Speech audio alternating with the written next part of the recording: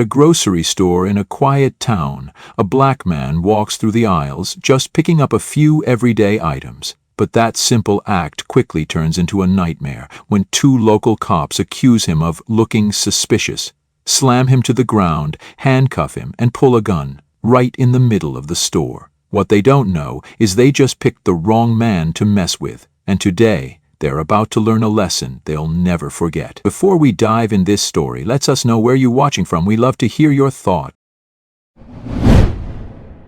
Clearwater, Florida, on a muggy Saturday afternoon was the kind of town that always looked like it was holding its breath. The sun draped itself lazily over the streets, the air was thick with the scent of grass clippings and fried food, and the locals moved with the familiar drag of routine.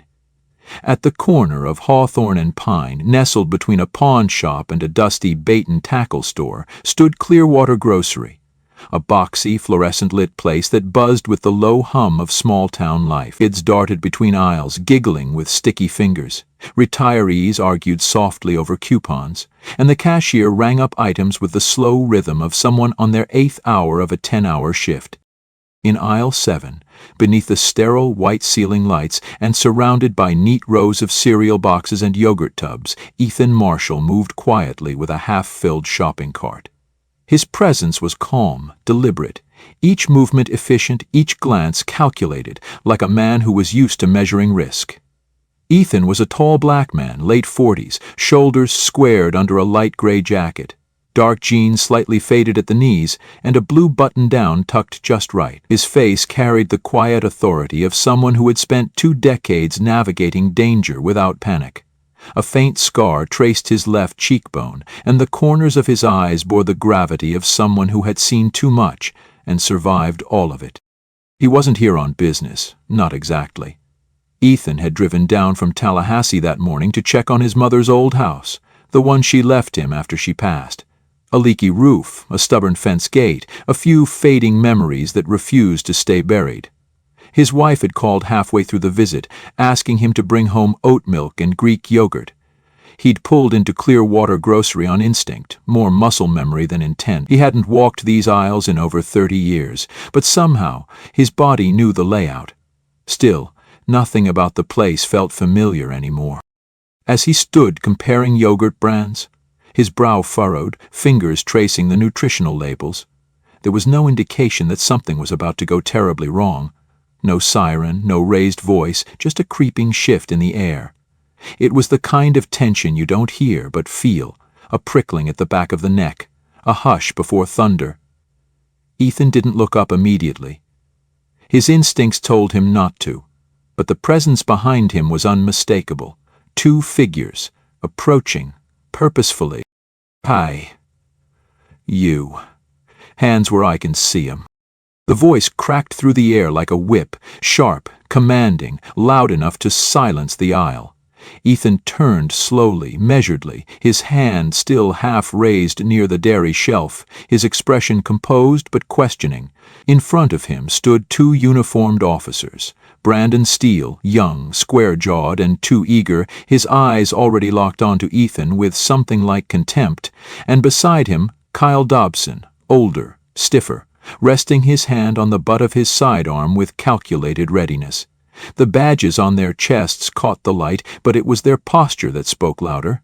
Aggressive, uninvited, accusatory. Ethan's voice came out smooth, low, tinged with disbelief. "Is there a problem, officers?" His hands remained visible, fingers open, palms neutral. His body didn't twitch, didn't tremble, but his jaw set ever so slightly, a signal to anyone paying close attention that something was already off. "You fit the description," Steele said without blinking. Ethan blinked once. "Of what, exactly?" "Suspicious behavior," Dobson chimed in flatly. There was no theft, no complaint, no radio call, just 2 white officers and a black man in a grocery store. That, apparently, was enough. Ethan's brows drew together, not in confusion but in something older, a knowing, a frustration that had been carved into him long before he carried a badge of his own. He took a slow breath. "I'm shopping. I live in Tallahassee. I'm just passing through." Steele stepped forward. "Let me see some ID." Ethan nodded once.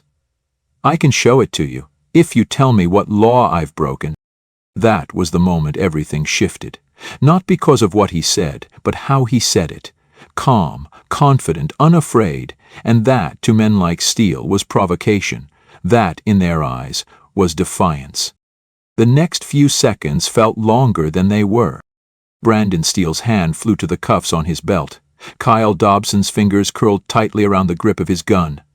The aisle was suddenly suffocating, and Ethan, standing there in aisle 7 with oat milk on his grocery list and 20 years of federal service behind him, knew with chilling certainty that this had just become something far more dangerous than a misunderstanding. The silence that followed was heavy, suffocating. Ethan didn't move. His hands remained raised to chest level, open and visible, every breath measured. He'd been in cartel safe houses, standoffs with armed drug runners, but nothing cut deeper than standing unarmed in aisle 7 of a suburban grocery store, surrounded by Fruit Loops and freezer doors, and having a gun pointed at his chest. Officer Kyle Dobson was the first to break the stillness. His voice was cold, flat, almost rehearsed. "Get on your knees, now." The muzzle of his service pistol trembled slightly as he raised it square at Ethan's center mass. From behind, Officer Brandon Steele stepped forward aggressively, the cuffs in his hand already clinking with the speed of assumption. Ethan didn't flinch. His voice was even, low. "You're making a mistake. I haven't done anything. I'm—" "Shut your mouth," Steele barked, stepping around and grabbing Ethan's left wrist without waiting for permission or resistance. "You think you can just walk around here like you belong?" he sneered, as he yanked Ethan's arms behind his back, twisting them harshly. The metal bit into his skin with deliberate cruelty. "You people always act like victims the second someone questions you, like the rules don't apply to you." Dobson moved closer, his gun still trained on Ethan's chest.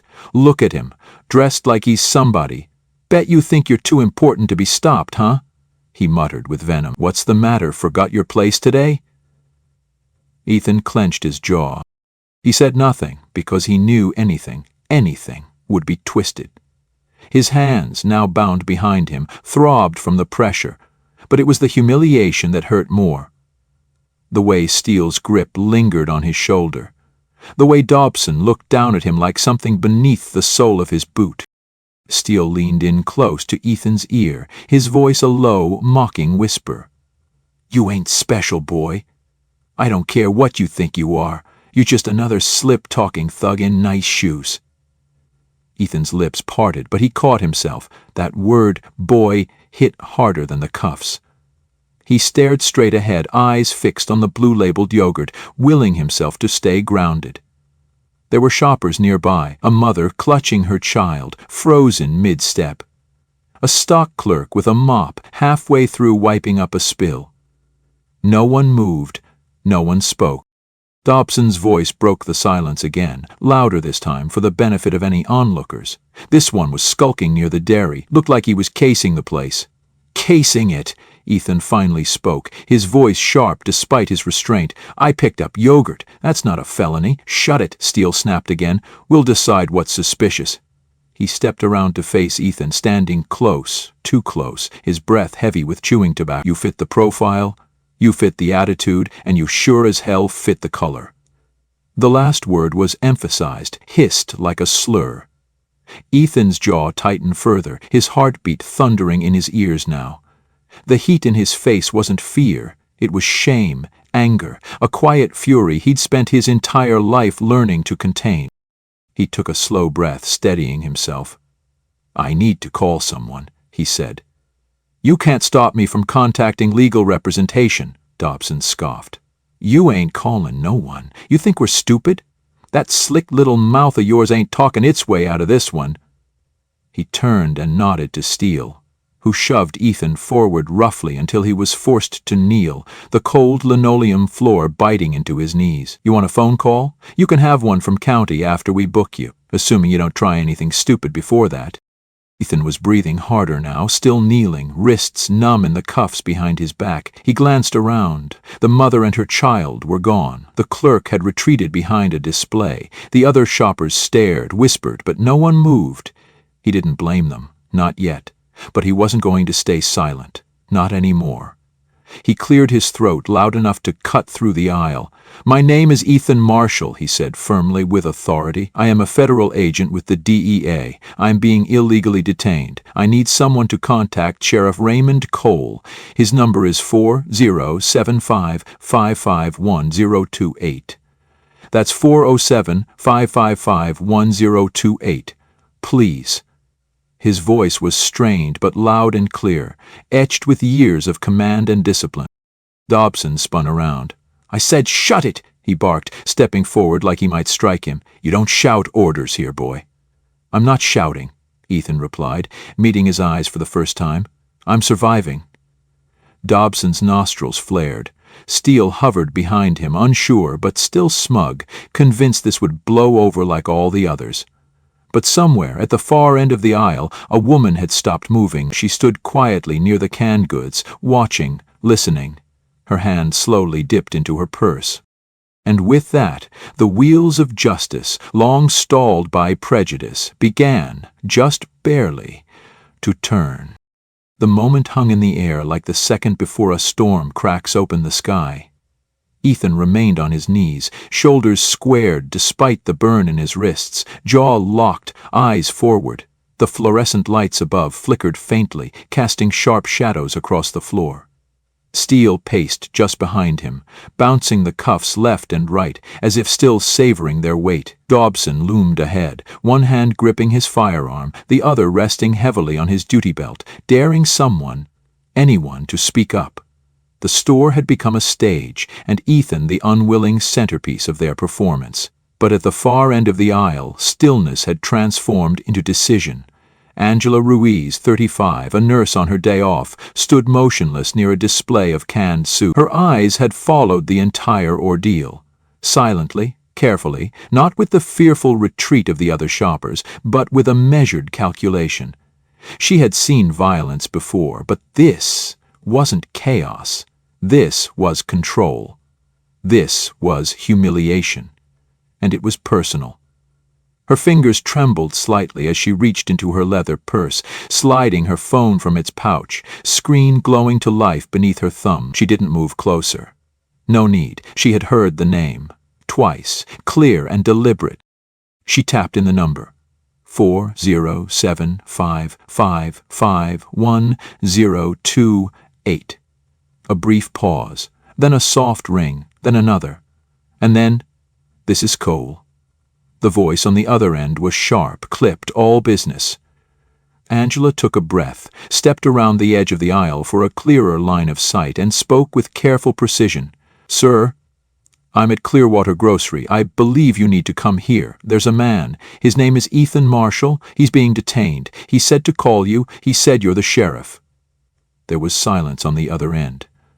Then, "Did he say Ethan Marshall?" "Yes, sir," he asked clearly. "He's handcuffed and on his knees in aisle 7. 2 officers, white males, one has a gun out. It's bad, really bad." Angela's voice didn't shake, not because she wasn't afraid, but because he couldn't afford her to be. She kept her eyes on Ethan as she ended the call, nodding once to herself as if anchoring what she'd done. Dobson, unaware, circled Ethan again, his voice still spitting venom. "What, you thought some housewife was going to save you with a phone call? Ain't nobody coming for you." He leaned in close, the barrel of his weapon just inches from Ethan's cheek. "You might talk like you're someone, but we know what you really are." Behind them, Steele laughed quietly. Another smooth talker in nice shoes, thinking the world owes him respect just 'cause he got lucky. "I bet you flash some fake badge, huh? DEA? That's cute. You boys always love acronyms." Ethan didn't respond. His back was straight, his breathing slow, but inside his pulse raced, not from fear, but anticipation. He knew Raymond Cole. He knew that voice on the other end of the line would not let this go unanswered. He just had to wait long enough. Angela tucked her phone back into her purse and stepped behind a nearby end cap, watching still. Other shoppers lingered at the ends of adjacent aisles, heads peeking around corners, phones clutched tightly in uncertain hands. No one had stepped forward. But the silence had changed. The crowd was no longer just watching. They were witnessing. That difference was everything. And then, a side door slammed. The tension inside the grocery store suddenly twisted into something heavier. Neither officer noticed it at first, but Ethan did. The weight of familiar boots, the cadence of decisive steps across cheap tile. He closed his eyes for half a breath, shoulders still bound, knees aching, but the corners of his lips curled. Not into a smile, but into a promise. Because Raymond Cole was coming, and with him, the reckoning. The footsteps that echoed through the tiled aisles weren't rushed. They were deliberate, steady, heavy with authority. Sheriff Raymond Cole didn't need a siren to command attention. He walked straight through the automatic doors of Clearwater Grocery in plain clothes, but every inch of his posture made it clear. This was his town, and he was not here for groceries. His salt and pepper hair was slicked back as always, shirt sleeves rolled, badge clipped inside his belt, and his eyes, sharp, storm gray, scanned the store like a laser. A cashier instinctively stepped back, pointing with a trembling hand toward the back. "Aisle 7, Sheriff." He moved like a man who already knew the weight of what waited for him. As he neared the aisle, the murmurs of shoppers fell to silence. Raymond turned the corner, and there it was, just as Angela had described. Ethan Marshall, face calm but bruised in dignity, knelt on the cold floor with his wrists shackled behind him. One officer, Kyle Dobson, still had his gun out, aimed casually downward but clearly ready. The other, Brandon Steele, stood smugly to the side, arms folded across his chest. They hadn't heard the approach, but they heard the voice. "What the hell is going on here?" Dobson spun around first, his eyes wide as the gun dropped an inch. Steele's confidence drained from his face like blood. They both recognized the voice. Steele took a step back instinctively, suddenly unsure of the floor beneath him. "Sheriff, sir, we've got this under control," he stammered. "Just a guy refusing to cooperate. He—" "Shut your damn mouth." The words didn't come loud, but they hit like thunder. Raymond moved past both men without even looking at them, and knelt beside Ethan, voice lower now but tight. "You all right, brother?" Ethan nodded once, jaw clenched. "I'm fine. They never touched me, but they damn sure touched my dignity." Raymond turned slowly to face the two officers, his voice cold as steel. "Which one of you drew a weapon on a federal agent kneeling in a grocery store?" Dobson opened his mouth, but nothing came out. Steele tried to jump in, words tumbling out in panic. "Sir, he wouldn't show ID. He got loud. We thought—" "You thought what?" "That a black man buying yogurt was casing the place." Raymond's tone was surgical now, each word slicing deeper. "You put him in cuffs. You pulled a weapon. You humiliated a man who has done more for this country than either of you ever will. Do you even know who he is?" Steele looked away.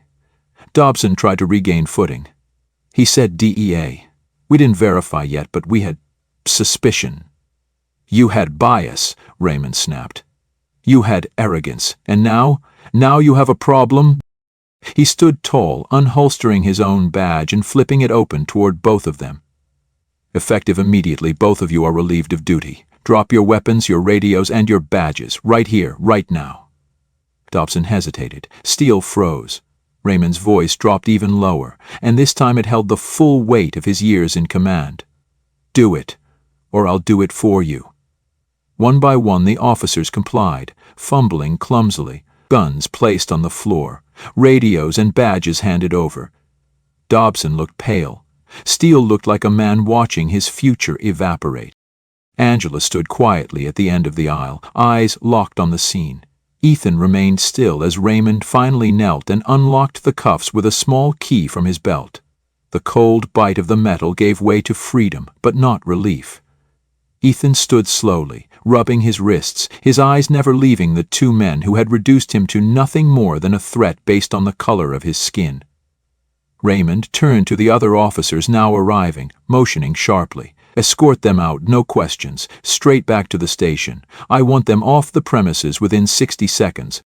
As Steele and Dobson were led away, the store remained silent. No cheers, no applause, just the hollow footsteps of disgrace echoing down the aisle. Ethan finally looked to Raymond. "You know this isn't just about me, Ray. If they did it to me, they've done it to others." Raymond nodded solemnly, rubbing his temple. "I know, and it ends today." The hours that followed moved with the precision of an internal machine set into motion by years of discipline and the urgency of injustice. As the sun began to fade behind the horizon, casting long shadows over the Clearwater Police Department, Sheriff Raymond Cole sat in his office, jaw locked on the preliminary report from his internal affairs chief. The evidence was already overwhelming. The surveillance footage from Clearwater Grocery was downloaded, reviewed, and time-stamped across 3 angles. It captured everything, from the moment Ethan Marshall reached for the yogurt to the second Officer Kyle Dobson drew his weapon. It was all there. Unprovoked, deliberate, laced with power and prejudice. There was no audio. But they didn't need sound. The body language, the aggression, the expressions of Dobson and Officer Brandon Steele, and the calm, calculated restraint of Ethan told the entire story. The footage showed Ethan complying, never resisting. It showed Dobson's gun drawn too early, too long. It showed Steele slapping the cuffs on with no cause. It even caught Ethan kneeling, reading the sheriff's number aloud while Dobson shouted in his face. Sheriff Cole didn't hesitate. He ordered an immediate formal investigation led by Internal Affairs, classified as high priority. Interviews were conducted the same night. Angela Ruiz gave her full statement, her voice steady, her recollection precise. Several shoppers came forward, some anonymously echoing what the cameras had already shown. Steele and Dobson, now suspended without pay, were interviewed under legal supervision. Steele tried to squirm, leaning on youth, claiming misjudgment and escalating behavior. Dobson was more defensive, insisting he felt threatened when Ethan refused to submit. But every justification crumbled under the video evidence and the clear contradiction of witness accounts. They had no legal basis, no probable cause, and absolutely no right to deny Ethan his phone call. Most damning of all were their words. Those who had stood close enough confirmed the slurs, the tone, the venom in their voices. Words like boy, slick thug, and you people were repeated in sworn statements. Every syllable a nail in their professional coffins. Ethan, summoned in person to provide a full report, spoke with clarity and dignity. He wasn't angry in the room, he was surgical. His voice remained steady as he detailed the sequence of events, quoted specific remarks, and presented his badge, ID, and years of service history. When asked if he had anything to add, he paused before saying, "If I didn't have a badge, I could have died in aisle 7. If I didn't know your number, Sheriff, I'd be in a cell. And if I hadn't said it loud enough for a stranger to hear, those 2 men would still have their jobs, and be out there doing it to someone who doesn't know how to fight back." 3 days later, the Disciplinary Review Board convened. Sheriff Cole presided over it himself, alongside the Internal Affairs Chief and 2 senior commanders. The full evidence package was laid out: surveillance video, written witness statements, transcripts of the officers' interviews, and Ethan's own formal testimony. Neither Steele nor Dobson spoke in their own defense. Their attorney made a weak appeal for leniency, young men under stress, incomplete training, misinterpretation of behavior, but even she sounded unconvinced. Sheriff Cole stood at the end, his voice calm but cold. "I don't care how young you are. I don't care if this was your first week or your last year. You don't get to humiliate citizens. You don't get to pull a weapon because you're scared of a black man buying groceries. You don't get to twist law into a leash, not in my department." The board delivered its decision unanimously. Termination of employment for both officers effective immediately. Permanent marks on record. Ineligible for transfer or rehire in any other law enforcement agency in the state. Revoked peace officer certification. As word spread through the department, the mood was tense but resolute. Some younger officers, especially those from minority backgrounds, felt a cautious sense of justice. Others whispered defensively in corners. But there was no debate. The facts had spoken, and Clearwater had drawn a line in the sand. Sheriff Cole met with Ethan once more, this time at a quiet diner off Route 17, the kind of place they used to eat at when they were just two kids from the same neighborhood. They sat in a booth by the window, coffee growing cold between them. Raymond broke the silence first. "I'm sorry, for all of it." Ethan stared out the window for a long beat before answering. "You did the right thing. That's more than most would have done." "Still," Raymond said, voice thick, "we've got rot somewhere in the walls. I've got a clean house." Ethan nodded. "Then start with the foundation. Recruitment, training, culture. This doesn't start at aisle 7, Ray. It starts at the academy. It starts in the locker room." Back at the department, a brief press release was issued. Following a formal investigation into misconduct during a detainment at Clearwater Grocery, officers Brandon Steele and Kyle Dobson have been terminated. The Clearwater Sheriff's Department reaffirms its commitment to fairness, integrity, and equal treatment under the law. No names, no headlines, just a quiet acknowledgement that something wrong had happened and that someone had paid the price. Ethan didn't file a civil suit. He could have. He had every legal right, but he didn't need money. What he needed, what he demanded, was that it not happen again. His example would serve as a warning. His silence had already become a signal. And though the nation didn't hear the story, the law enforcement community did. Whispers in precinct halls, shared footage at interdepartmental briefings. Don't be a Dobson. Don't be a Steele. A warning. And a reckoning. In the end, Ethan Marshall returned to Tallahassee, quietly, proudly, a man bruised but not broken.